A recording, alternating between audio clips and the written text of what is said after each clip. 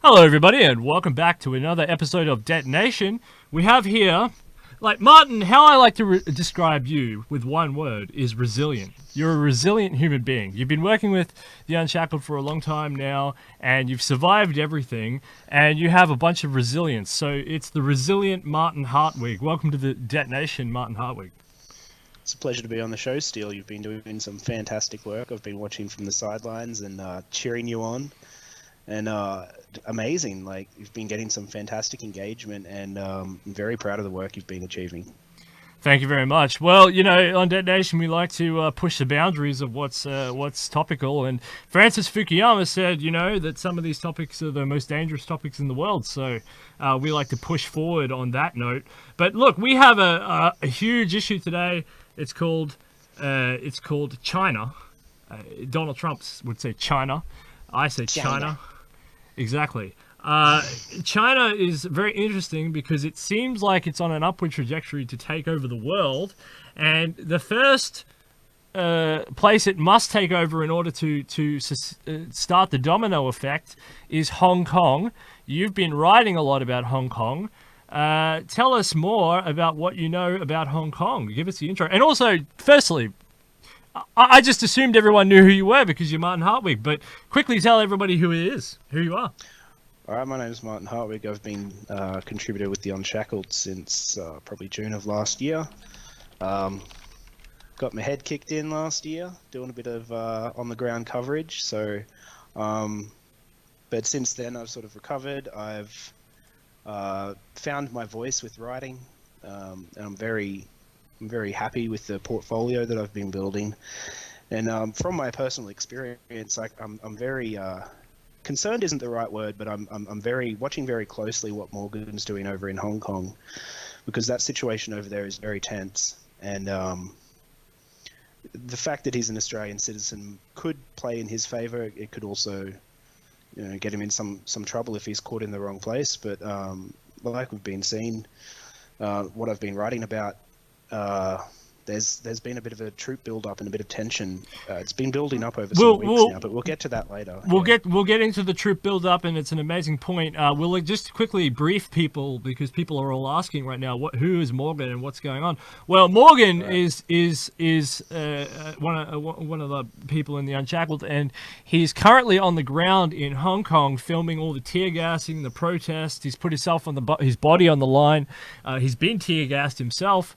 And we're going to watch his footage in a second. So you know about these protests. What is the footage we're about to watch? Last night, Morgan, it was probably about midnight, he started a live video. I'd fallen asleep when he started it. I felt so bad because I woke up and then I saw all these notifications. I was like, oh, I missed the good stuff. So what we're about to see is basically Morgan's just been tear gassed.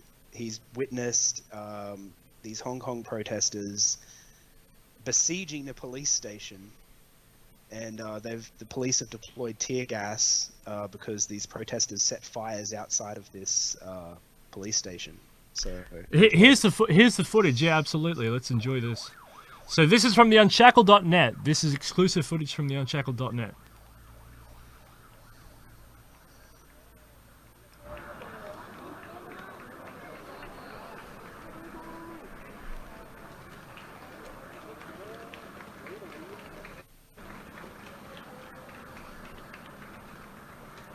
We're live from Hong Kong. They've just destroyed the police station and lit a fire out the front. I'm just going to follow them and see what happens.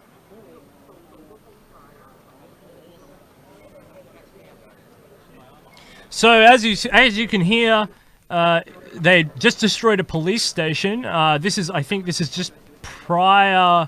I think he got tear gassed a few times, so this might be a couple of times. Yeah. So this might be. As you can see, all the protesters, they're all fully kitted out. They've got their hard hats. Some of them have ballistic gear, protecting them. They've got masks, hardware store grade, some military grade. They've got gas masks. Some of them have just, your generic sealed goggles. Morgan's just got this sort of thing that a person wears when they have a common cold. So Yeah. hopefully he's better equipped for the next one, but good on him. Yeah, absolutely. It's like these Hong Kong people have been doing this for a while, and they knew what they were up against. Yeah, it's been going on for about 6 weeks now. Well, they're battling against what a lot of the people don't understand is they're battling against the Chinese Communist Party, not necessarily China. China is divided on this issue. Yeah, absolutely. And it goes back to, and I really hope we get to the point later, the background of. I go into it in one of the articles that we're going to cover, and the sort of the background of what's led to this. But at the heart of it, this all stemmed from a new law that they were trying to bring in. The Hong Kong government was trying to bring in that would allow the extradition of people from Hong Kong to mainland China. Carrie Lam.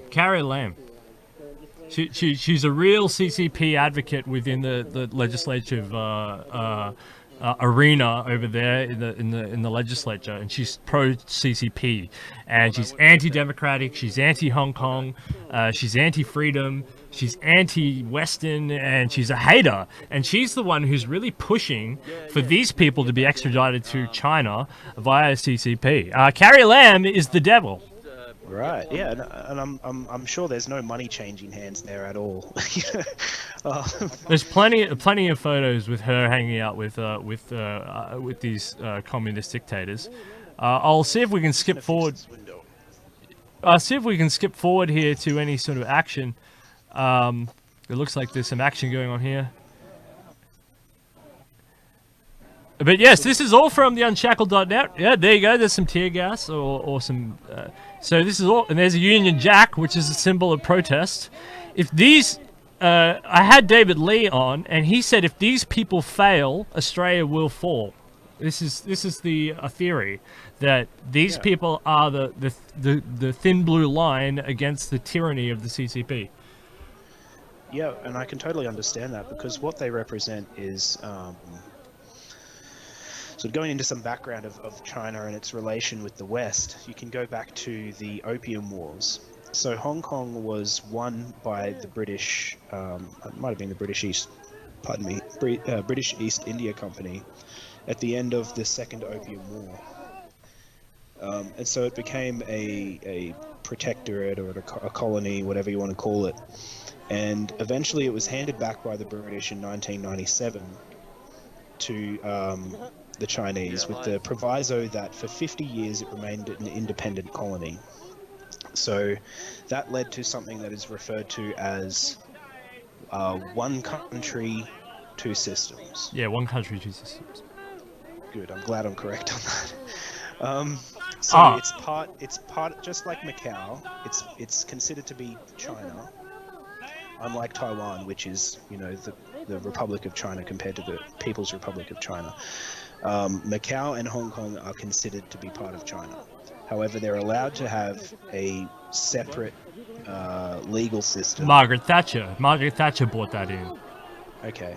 Yeah, so when they gained independence, she basically gave them a 50-year lease on as an independent country, essentially, and that's what they're trying to roll back. They're trying to roll back their constitutional powers, their right to independence. Yeah, and it's not even, it's been 22 years since that's happened, and they don't even want to wait the full time there, because the thing is, Hong Kong is very prosperous. They maintain a low corporate tax rate, and they attract a lot of international business. I don't know that it's necessarily the prosperity of Hong Kong that they're trying to. Sorry, if you got the audio from this, because this is cool. I can't get right in there. Morgan's just retreated down this street. He's been tear gassed. The guy is funny, because the guy he was with, he was like, if you get tear gassed, don't run, just walk. But obviously you're gonna respirate. Is that what he said? That's very interesting. All he said was, if you see tear gas, get away. And Morgan was like, run away. And the guy's like, no, walk. So I figured, like, you're going to be breathing more, you're going to be... but yeah, so back to the point we were talking about. So I think to China, the Chinese Communist Party, Hong Kong sort of represents a... It's kind of hard to put it, but the way I described it is that the Opium Wars were a result of the opulence and the corruption of the Chinese aristocratic class at the time. Instead of investing in a more powerful navy to resist invasion, they spent all of their resources and money on building a brand new glorious palace for the emperor. And that's what they got as a result. They got absolutely humiliated.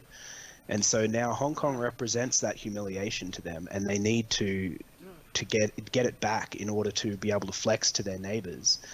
And so they often say in their latest white paper, they were saying that China will seek to rise peacefully. They will not seek to expand. But what they don't say is they consider areas outside of what they currently control to be China. So it's not them expanding, it's them taking back what is theirs, what they believe to be theirs.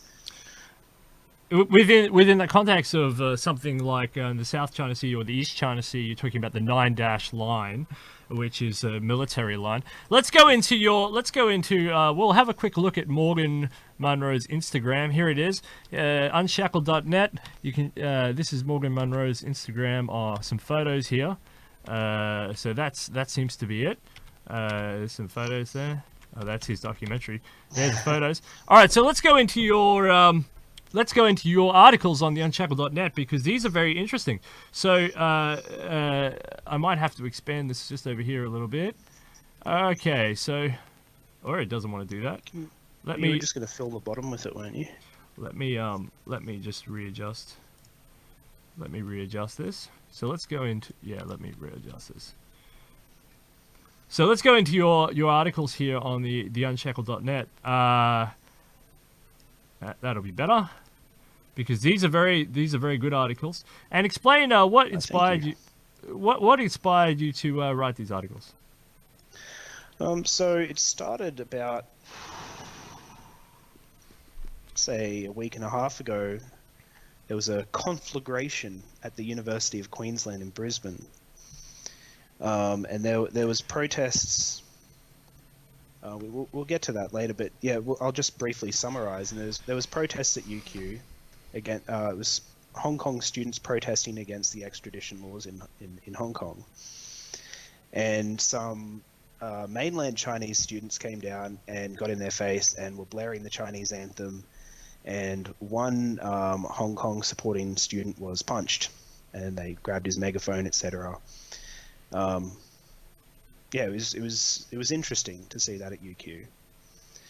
And then a week after that, they had follow-up protests, and it was to protest against what was perceived as corruption within the university for allowing the Confucius Institute to exist.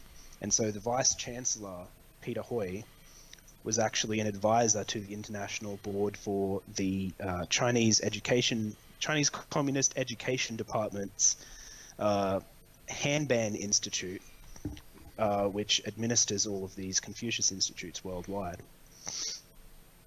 So that's just sort of a brief rundown. We can go into the articles later.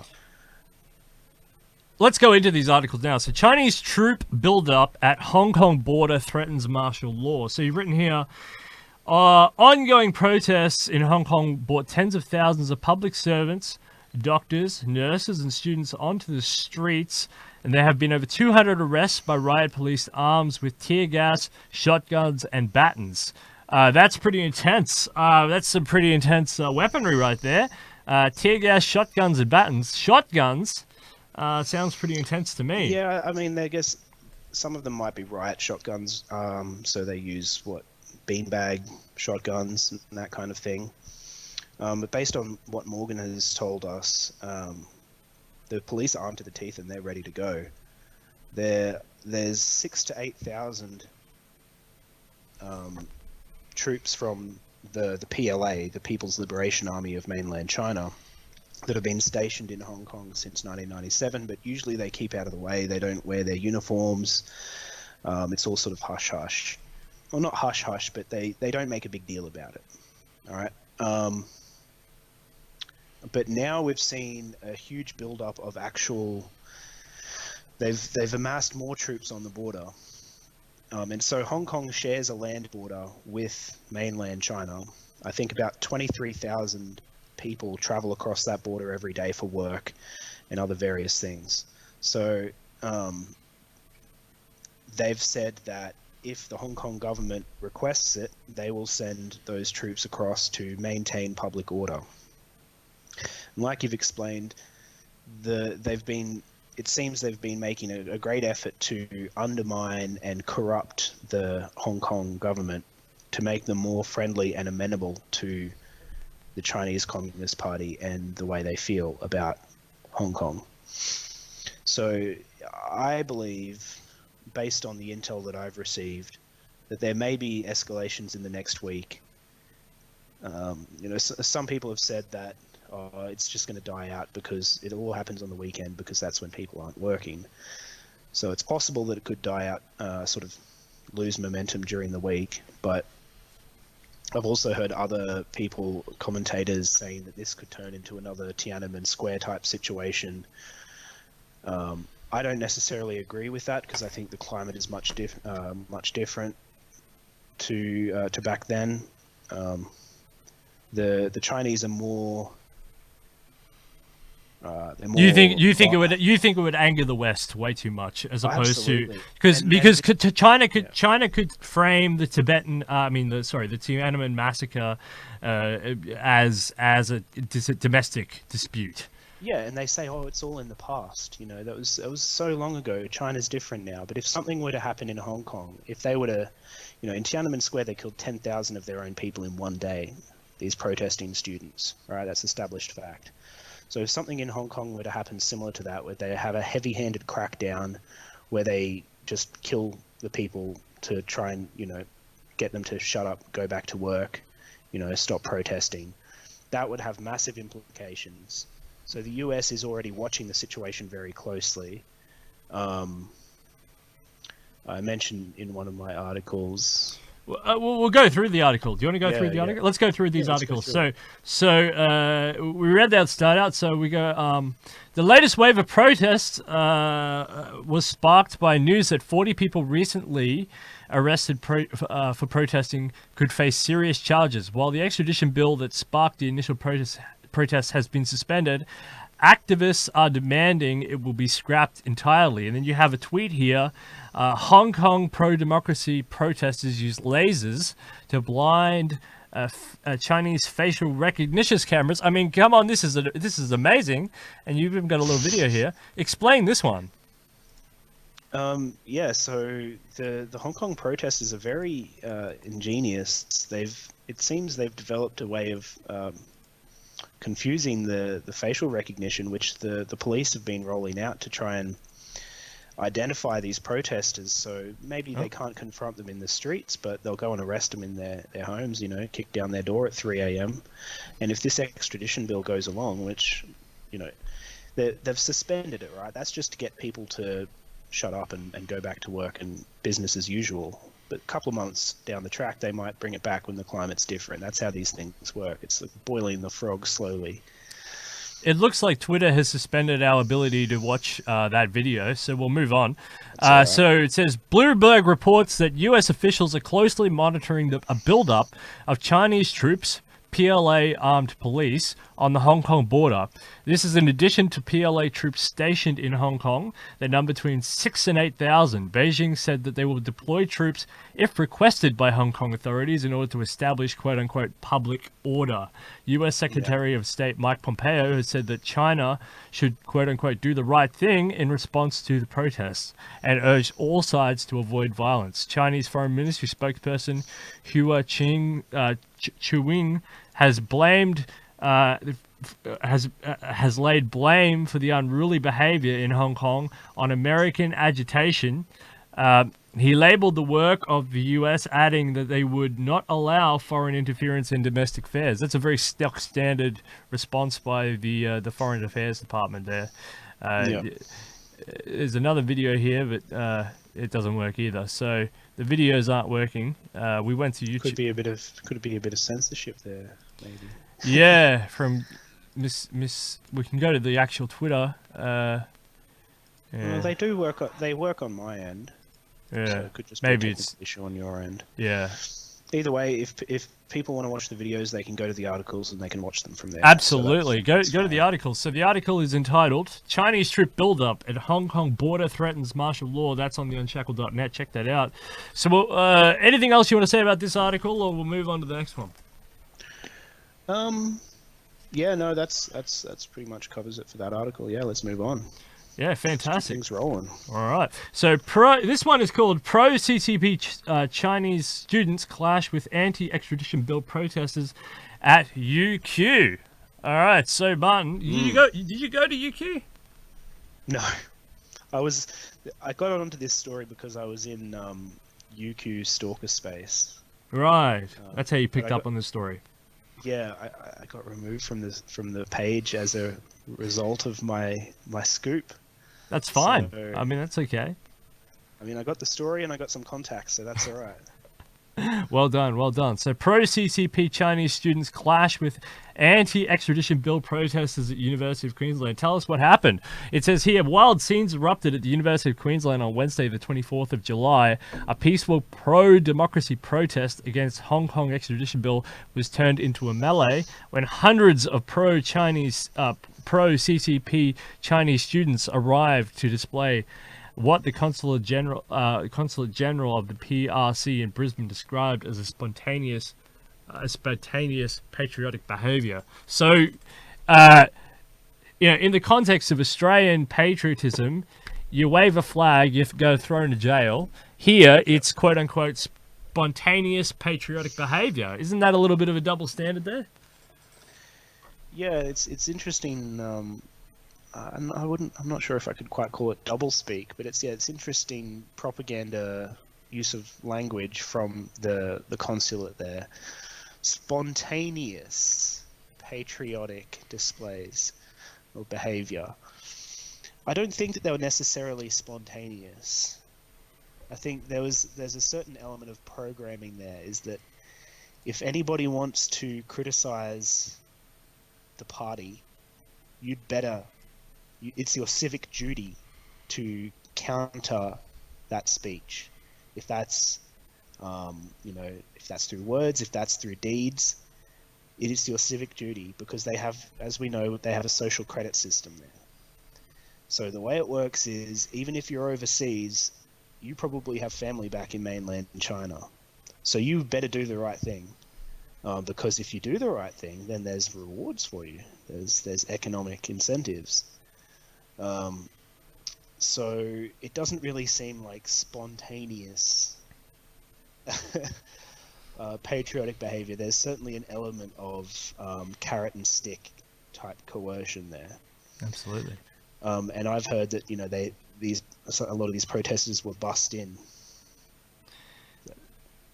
Let's go on. The Great Court of St. Lucia campus of the University of Queensland in Brisbane was packed with passionate protesters in unprecedented nationalistic scenes, which saw Hong Kong independence activists outnumbered by pro-Beijing CCP or Chinese Communist Party supporters who yelled slogans, waved signs, and blasted Chinese national anthem through loudspeakers. This sounds nuts. What's going on, Martin? What's going on in my country?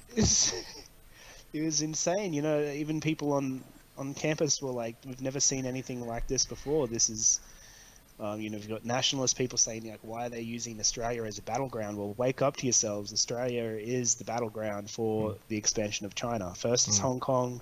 It's the domino theory again, but it's not with the Russians this time. It's with the Chinese. And really, I think this isn't hyperbole. The Chinese are expansionist. And I think you've spoken to David Lee, and he goes into the history of the expansionist nature of the Chinese and how there's this false notion that the Chinese have never invaded or sought to expand their influence or expand, and that's just simply not true. It's really the attitude is, and I saw it displayed in that UQ group. There were students who would say, "You just wait, eventually there will be no opposition to China." So they say it's a peaceful rise, but you wait until you can't oppose them.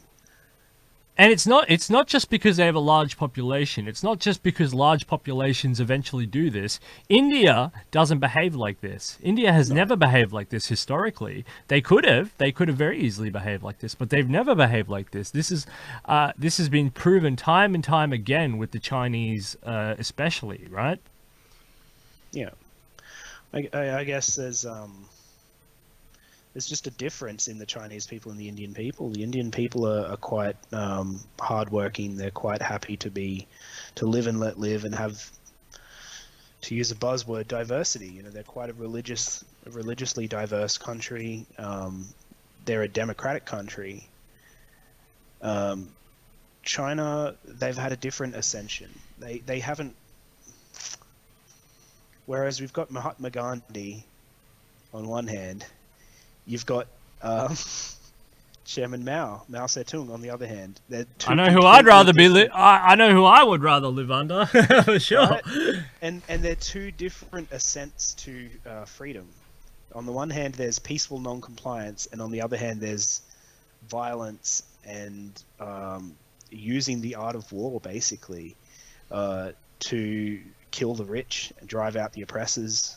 They were both effective, but you have to look at the ongoing effects that has on the psyche of society. All right, let's go on with your brilliant article here. In the footage obtained by the Unshackled, you can clearly see the moment when a student who appears to be of Chinese extraction attacks a protester who is seated with a megaphone and a sign. The seated protester chanting, "Hey, hey, ho, ho, Xi Jinping has got to go." The attacker lingers for some time while building up courage.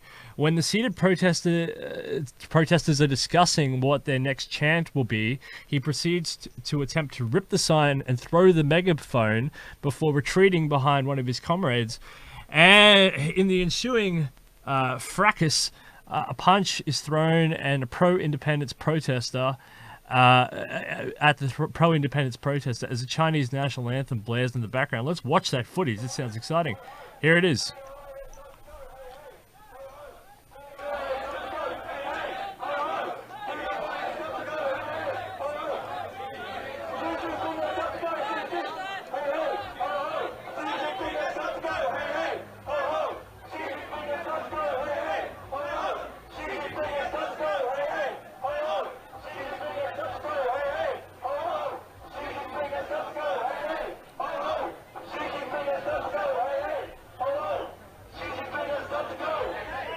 All right, here we go.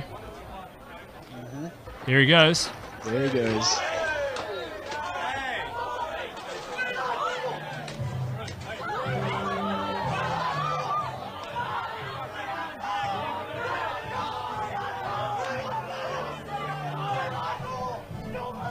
So chaos at UQ. Chaos at UQ. Chaos at UQ. Absolute chaos going down at UQ over there. And that was just what was captured on video. I've heard of, you know, there was other stuff that went on. It was basically the pro-CCP students that rocked up. They outnumbered the Hong Kong students about 3-1. And so it turned, you know, it was a peaceful sit-in protest. You can see they were sitting down, they were exercising their democratic right to expression. And in Australia, we've had these Chinese students have come down and gone, no, you can't criticize. And they've utilized black shirt tactics of violence. And I think people just need to wake up to, you know, this is, we can't coexist with the Chinese. Like there might be financial benefits in the short term, but in the long term, we're really selling our children down the river.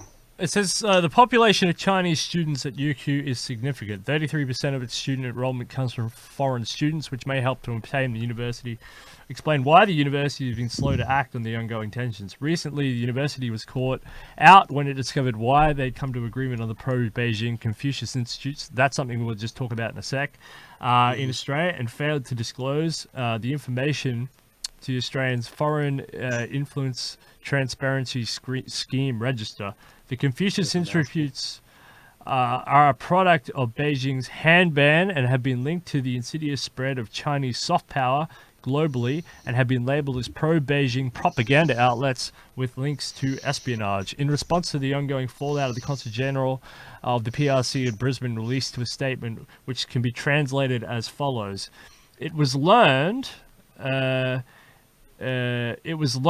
a small group of people with ulterior motives has organised an anti-Chinese separatist campaign at the University of Queensland in the afternoon of July 24. This activity has caused strong displeasure and resentment among the Chinese students overseas, including some Hong Kong citizens. We won't read any more because people should go and read this at theunshackled.net. We've got to move on. But you've done very well. You've done very well here to expose all of this. Oh, thank you. Yeah, I think the rest of the article I've sort of already covered a lot of what it talks about. Yeah, well, people can go to theunshackled.net and search up Pro-CCP Chinese students clash with anti-extradition bill protests at the University of Queensland. We'll go on to the next one. Well done on that one. You've fantastic written and nice little links and everything else in there. So going back to theunshackled.net, this is the next one. So UQ Battleground. The fight against Chinese soft power. All right, so soft power. So there's hard power and there's soft power. We're concentrating on soft power here, which is cultural and cultural influence, etc. It says this morning, University of Queensland Vice Chancellor Peter Hoy, AC, published a PR webpage intended to address growing concerns over links between China's Communist Party, CCC-backed Confucius Institutes. What are the Confucius Institutes, Martin Hartwig? Well, thanks for asking, Steele. This is something I've done a little bit of preparation for. Good.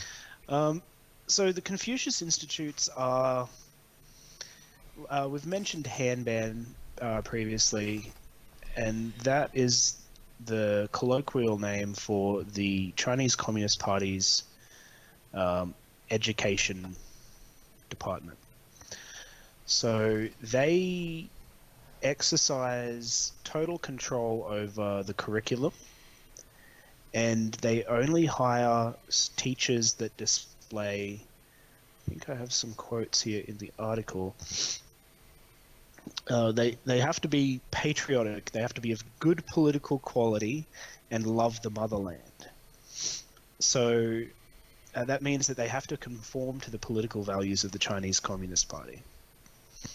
So there's no room for independent thought if you're an educator working for the Hanban Institute, and that goes for anybody. That's not just in mainland China, that's anywhere.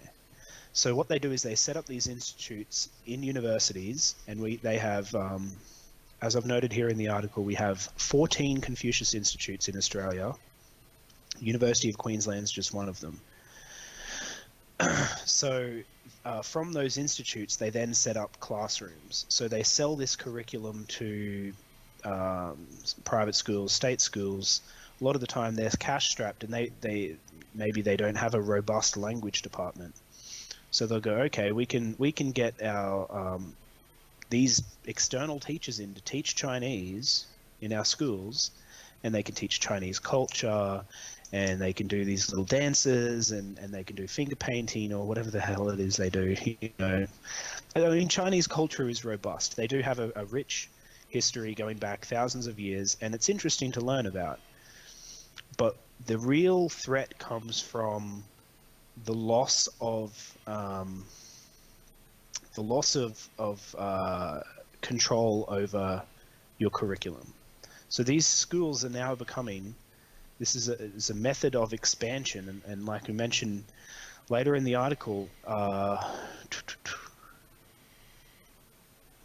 Politburo member Li Chang-chun says that the institutes are designed to be an important part of China's overseas propaganda setup.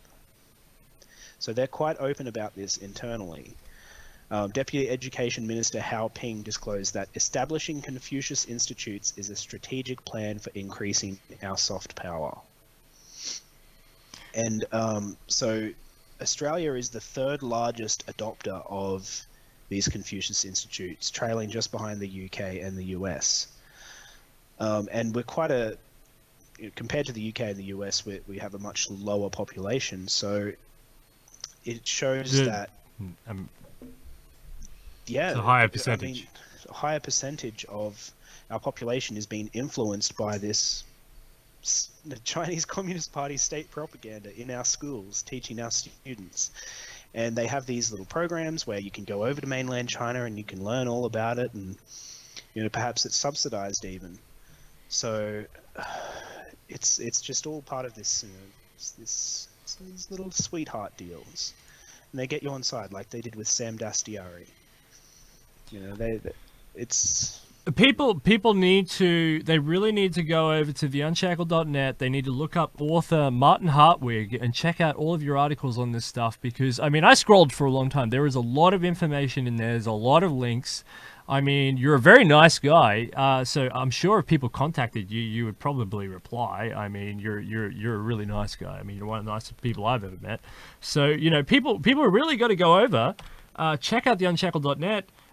Check out Martin's stuff, because I mean, this is great. So you're saying that, because what I'm hearing is the Confucius Institutes are basically the McDonald's of soft power in terms of Chinese foreign policy. Their little brainwashing, their ideological constructs are McBurgers, and they're dishing these things out to our children and to the children of all Western countries, and they're saying become CCP, Xi Jinping worshipping scum. That's actually a perfect analogy, and I haven't heard that before. So that's perfect, Steele. Like they've said, the McDonald's was how the US globalized the world, and when they built a McDonald's in Moscow, that was it. Nail in the coffin. Communism was done. The Cold War was over. And now it seems things are shifting back in the opposite direction. We've got the Belt and Road Initiative going globally. Africa is being won over by the Chinese. They've got these predatory loan schemes that they're enacting, where if they can't pay them, then they take the infrastructure. And I wonder where they learned that. They might have learned that from the World Bank, perhaps. Yeah, So, or the IMF. IMF, that's the one, yeah. Yeah, no, you're right, and it's like I don't mind it. Like, I didn't think the world really minded the expansion of McDonald's, and if you look at China, they have the biggest adoption. They have the most KFCs in the world. I mean, they didn't mind that. It wasn't like they they adopted it and they ate all those chickens. So I mean, sometimes these exchange of cultures end up benefiting people, but when you're spreading only communism and only worshipping of the leader, I mean, and you're anti-democratic, anti-Western, hateful sometimes values, I mean, I can't sit quiet on some of these things. Yeah, there's not really